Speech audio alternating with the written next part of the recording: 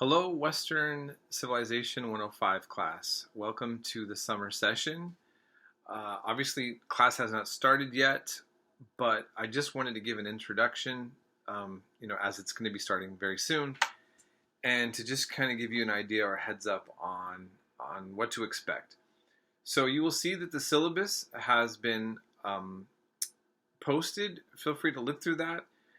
You'll notice that I have a free textbook link, so you don't have to pay for a textbook. On the syllabus, I've updated the chapter changes up to a point, but I think by the time you get to the middle of the syllabus, you might see some chapters there that have not been fixed on the syllabus yet. But each week, while you are going over, I open up a new module.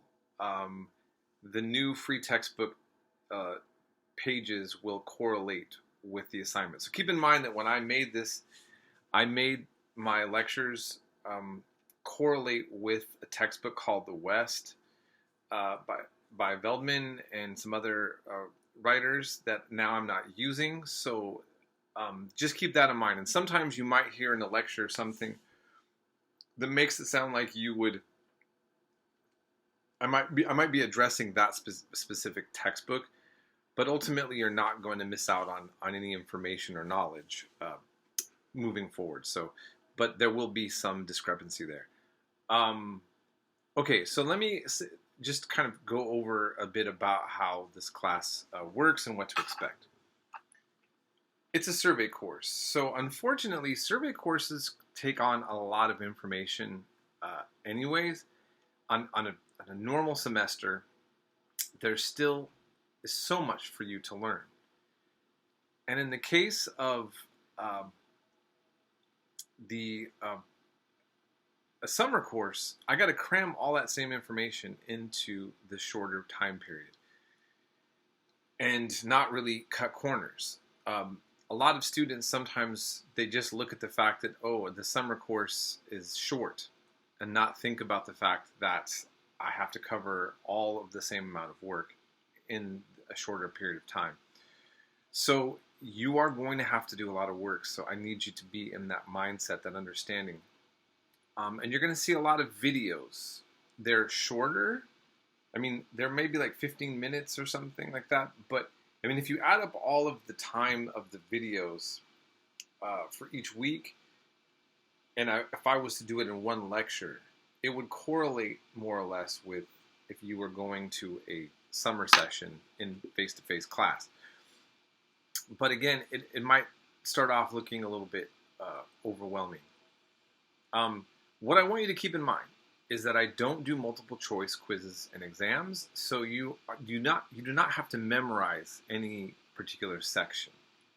So that right off the bat should help you kind of take a deep breath and not worry if you're getting everything that we are covering in class.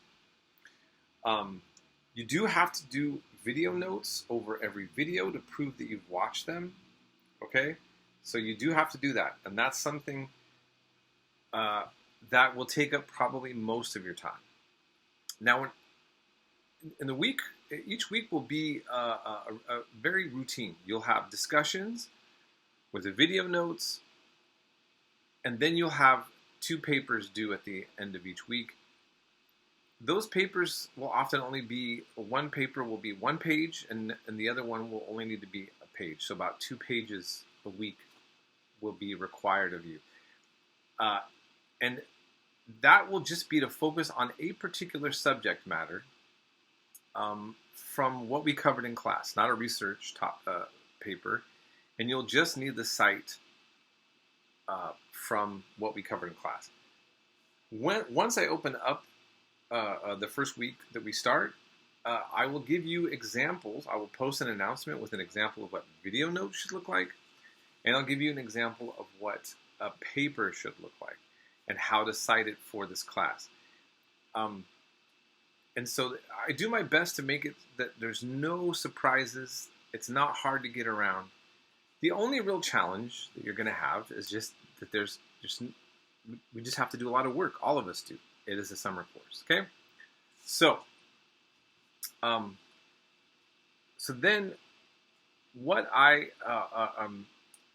the other part to mention is that then you're going to want to strategize on your time. Now, I'm not going to tell you can't do all your work last minute, but what I want to advise you all to do, once the module opens up for the week, look at the work and see what needs to be done, so that as you go on your week, and you might have a job or two, I understand this. But I have many students that don't even want to look at their, what I've opened up until a few hours before the deadlines of when the assignments are due, and this creates a lot of problems for them because they realize that it was more than they thought, and they become overwhelmed.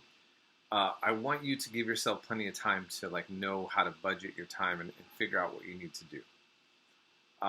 So that's important. By the way, I don't use the calendar for a reason, so you're going to need to pay attention to the course work objectives. I will talk about that more also on the first week, but I need you to keep that in mind. So you will not see it pop up on the calendar. There's a reason for that that's to your advantage, which I'm not going to go into details on. You just need to understand. I don't use a calendar, but every week you will have consistent times to turn in the work. That'll be explained later. And that's what you're going to need to understand. Okay, go by the weekly work objectives that I publish every week. So again, I'll go over that more later.